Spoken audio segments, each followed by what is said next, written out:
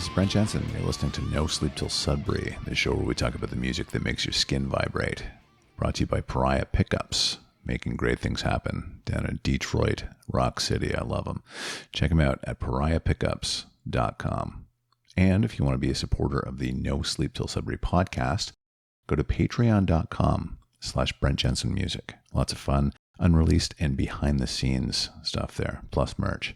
Patreon.com at Brent Jensen Music. Okay.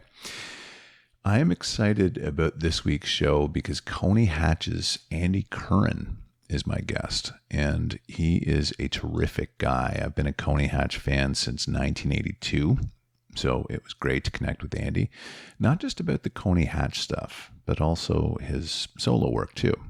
We have very similar musical tastes, as it turns out, and it was like talking to an old friend. I really enjoyed the chat. Here he is.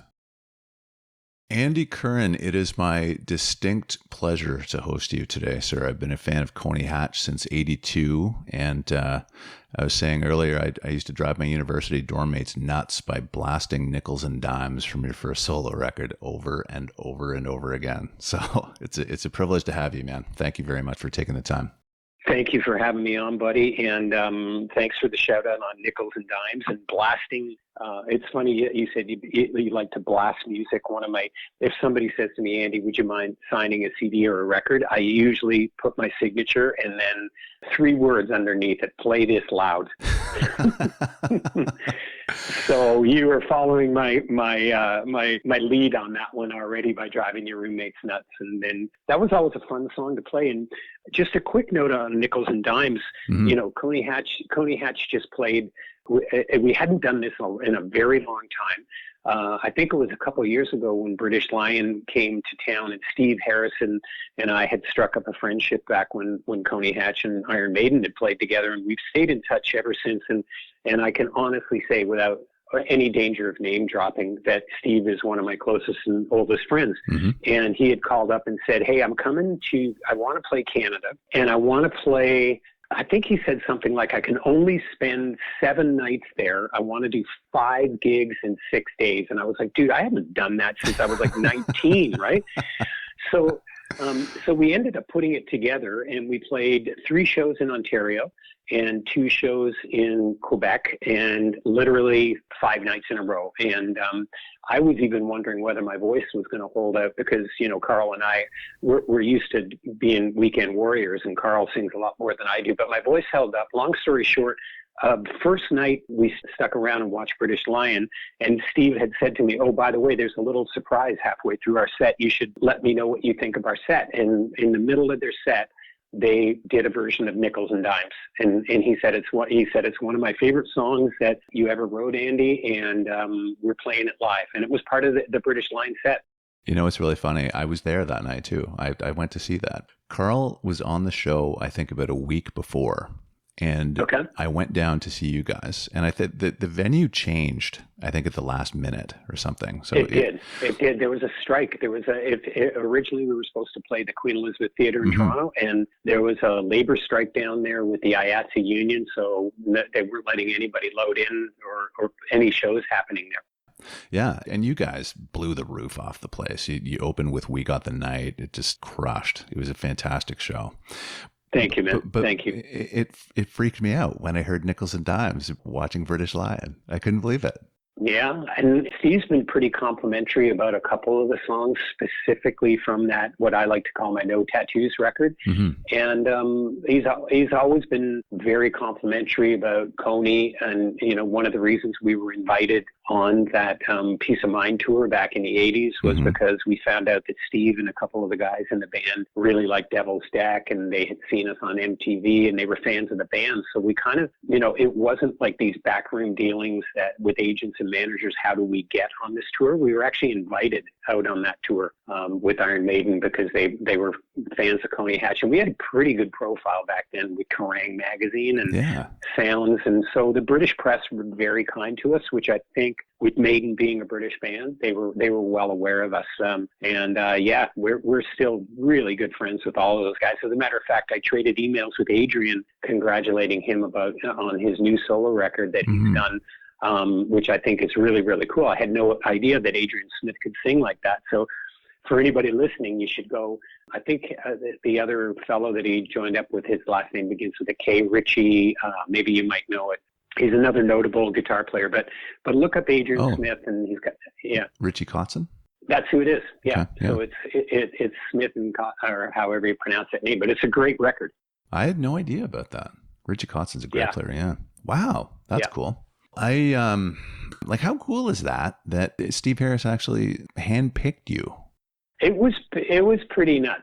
There was so many times during the course of the early days with Coney Hatch, Brent, that I honestly was pinching myself, going like, how did I get here? This is like a dream come true, right? So and starting, like, I'll sort of identify a couple really big shows and big events that happened in the touring world for us, where it was just like, oh my God, I can't believe this, right? So the first one obviously was when we played with Ted Nugent and Cheap Trick. Was the very first big outdoor or like large venue that we played at the CNE Grandstand, and it's no longer there, but for younger folks who don't know what was there, it was a giant football field where the Argonauts played and the Blue Jays played, but there was a grandstand and lots of big shows there. I remember seeing, Aerosmith and Peter Frampton there back in the day. So playing there with Nugent and Cheap Trick, who were two of my favorite bands,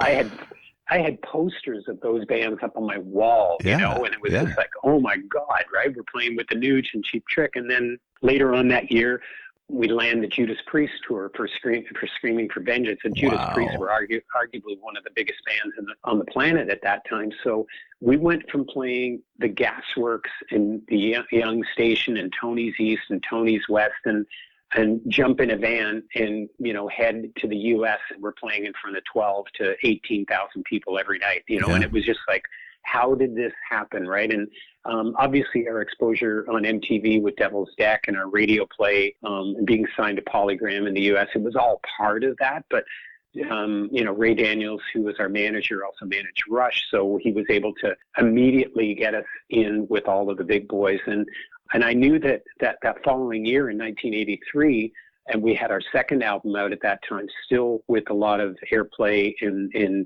videos on MTV.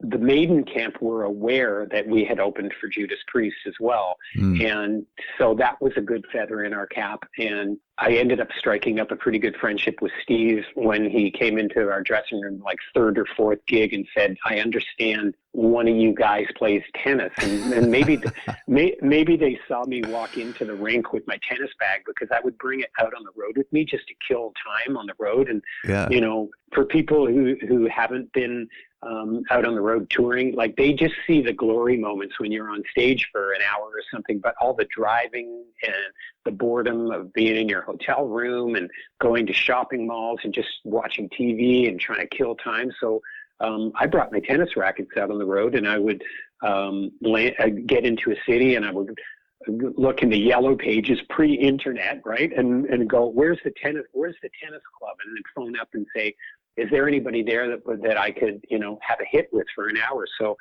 Steve and I struck up a friendship. He had his tennis rackets on the road, and whatever opportunity we had to either play before the shows during the day or late morning or on a day off, that's what we would do. And then the friendship blossomed from there. And anytime they came to town or in Canada, I would go out on a couple of the dates or go to Quebec and play some tennis with them, or go to Nashville or something like that. But it became the epicenter of our friendship, was playing tennis together. But yeah, what a great shot in the arm to be invited out on those tours. And Fastway, there was a band called Fastway that was on those bills. Yeah. Yeah. With Fast Eddie Clark from Motorhead and the lead vocalist, Dave King. Dave King actually went on to be in, tell me what band he's in, a 90s band. They did quite well, I think. He was a young 18-year-old redheaded kid with an excellent voice on that record. It was called All Fired Up. Yeah.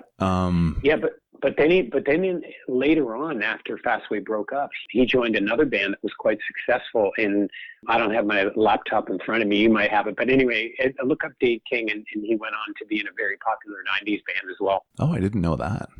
Huh? Yeah. Yeah, I love that record. All Fired Up's fantastic. That was their second one. They had two, and then they broke up. and it's interesting when you get that reputation of having been out, I'm talking like long runs with both of those bands. We were out on the road with Judas Priest for easily 2 to 2.5 months. Same with Iron Maiden, doing all through the States and Canada. We did the same thing with Accept and with Crocus. So those were fun dates, but a lot of one-offs too, even more on the sort of, I had a poster on my wall of that artist, and they were, like when we opened up for Edgar Winter was probably one of my all-time favorite artists, and I had all his records, and I loved Frankenstein and Free Ride and Rick Derringer. So got to open up for Edgar, to open up for Peter Frampton, Eddie Money, Joe Perry Project, and Frank Marino. I mean, some of these bands, I was just like, we were like kids in a candy shop, just no kidding. Sharing a stage with some of your heroes doesn't happen every day, but it did for us. And I'm really thankful for a lot of that stuff that happened in the early days. Those are some terrific memories. That's incredible. I didn't know some of those bands. I didn't know you played with some of them. Wow. Yeah. Wow. Yeah. The thing that I was going to say earlier, actually, before that, Fastway, their drummer was Jerry Shirley, who was he was from Humble Pie. He was fantastic too. Yeah, and I think the bass player was also with Humble Pie, the rhythm section. I could be wrong, Charlie something, but really sweet guys, and we got along with Dave because he was our age. Some of the like Eddie Clark and Jerry were a little bit older, but there was a lot of camaraderie on that tour, and we'd hang out and get into trouble with Maiden and with Fastway. So it was good.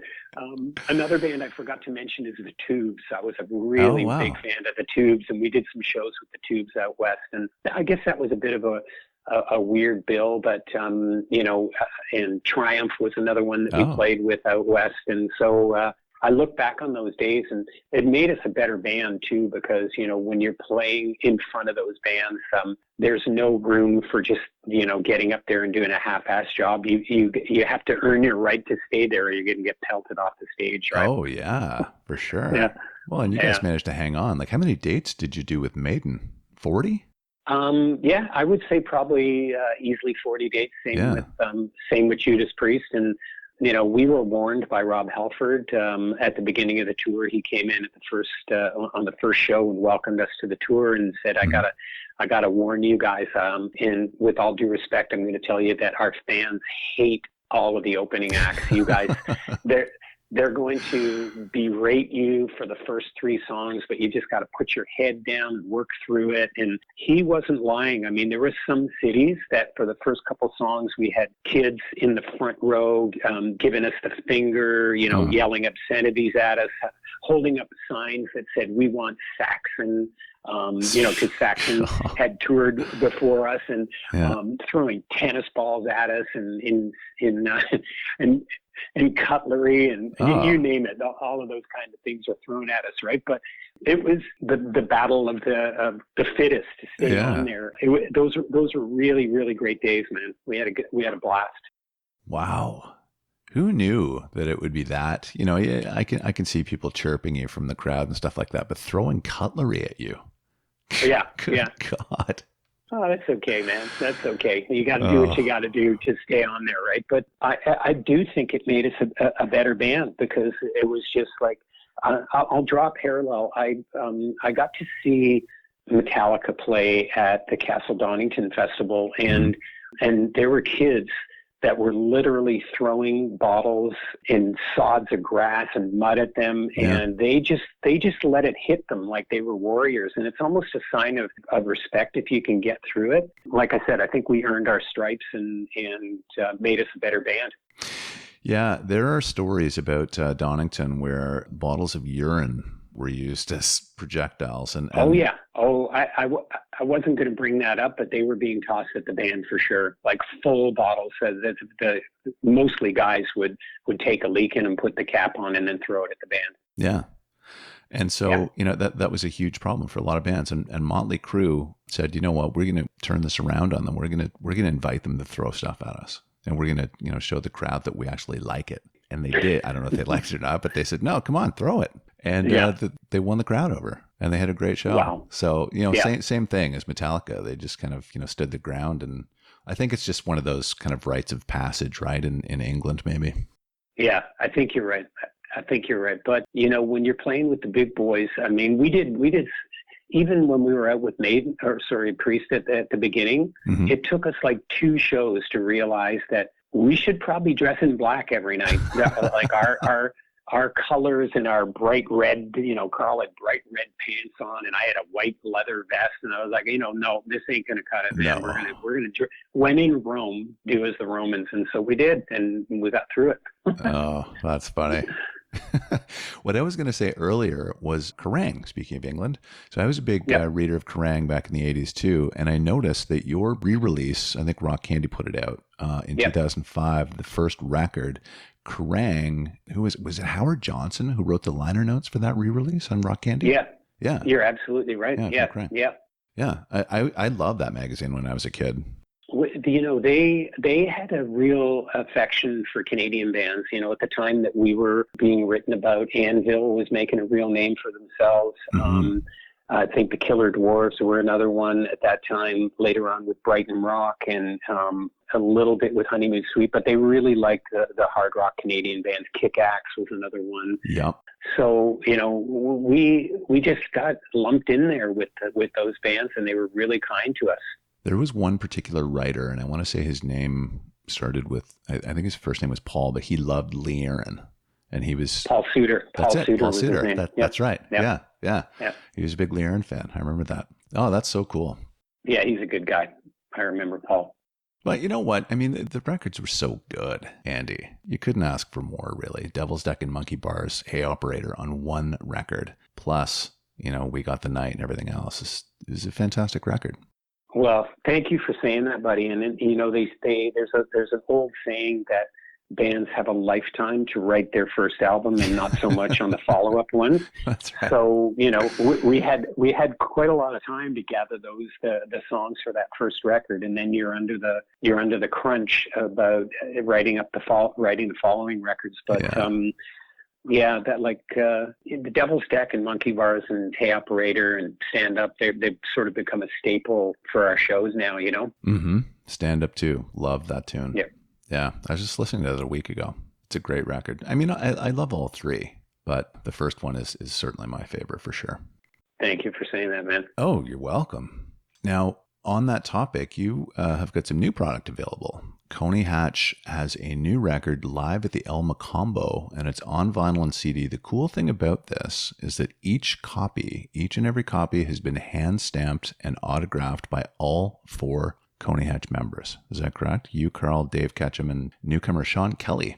Yeah, you're absolutely right. And be careful what you wish for, because I came up with this concept. I told the boys in the band that I actually own the bootleg version of the Cars at the El Mocambo, and I'm old enough that I can tell you I was at that show the very first time the Cars played in Toronto. They played at the El Mocambo, and shortly after they played there, somebody got a hold of a recording. I don't know if it was on Chum FM or whatever it was, but they ended up, if you search the record stores, you could find this bootleg white album cover with a rubber stamp of the logo, and then inside was a photocopy of the set list, and the record was blank white. And I said to the boys in the band, like we were talking that we had never done a live record, and the fact that our set kind of incorporates songs from Coney Hatch debut all the way to the Coney Hatch 4, we thought it was a bit of a mini best of. So I brought the album, I showed it to the guys, and they said, yeah, this is a great idea. Well, COVID added an extra challenge, because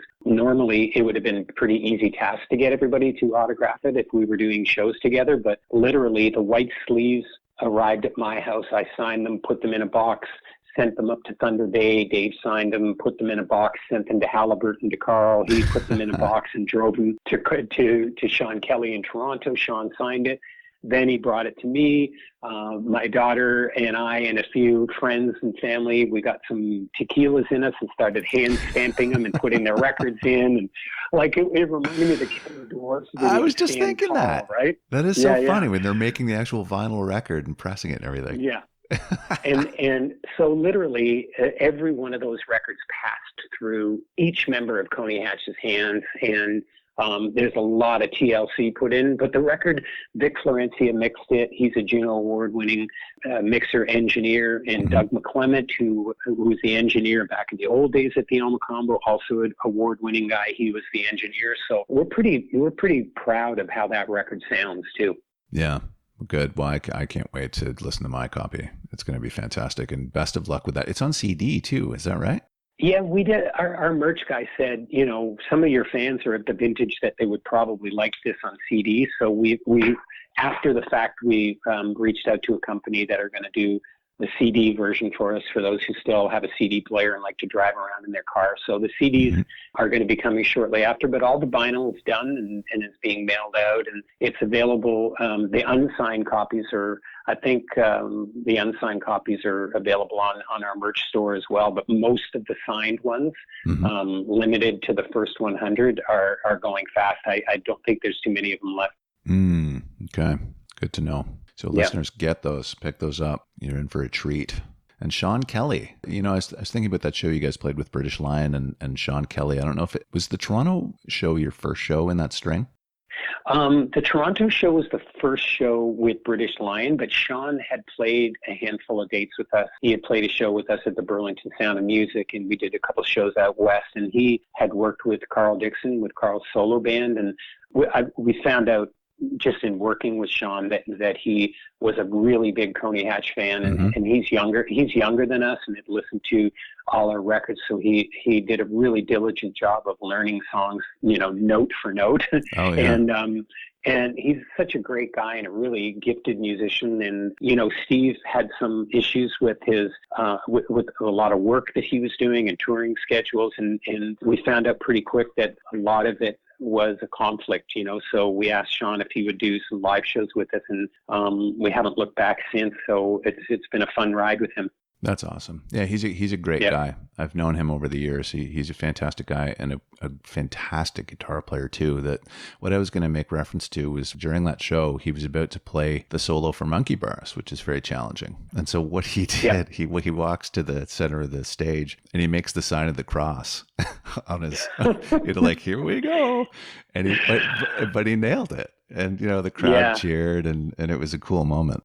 Well, I know, I think so too. I think he did a great job in learning that solo, but he was adamant about certain solos like that he said are very definitive and Steve had written and he wanted to pay tribute to that. So on Devil's Deck and Monkey Bars and Hey Operator, some of the more recognizable solos, he learned them note for note. And he said, I'm not going to ad lib. I'm going to, those songs are part of the fabric of my childhood, so I'm going to learn every single note on there. All right, Andy and I had to pause our conversation at this point because he was called away by none other than friend of the show, Rick Emmett, and the guys in Triumph, believe it or not.